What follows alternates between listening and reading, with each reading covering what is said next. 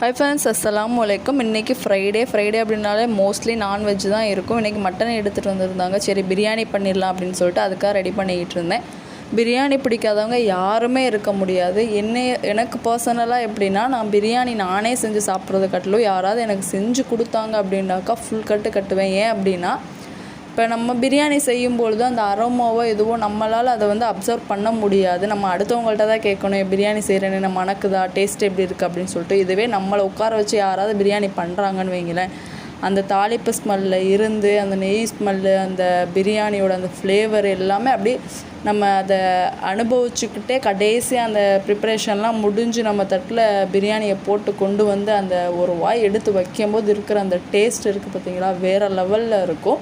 எனக்கு பர்சனலாக அந்த மாதிரி தான் யாராவது பிரியாணி செஞ்சு கொடுத்தாங்க அப்படின்னா எனக்கு ரொம்ப பிடிக்கும். உங்களுக்கு எப்படின்னு கமெண்டில் சொல்லுங்கள். வீடியோ பிடிச்சா லைக் பண்ணி சப்ஸ்கிரைப் பண்ணுங்கள். தேங்க்ஸ் ஃபார் வாட்சிங்.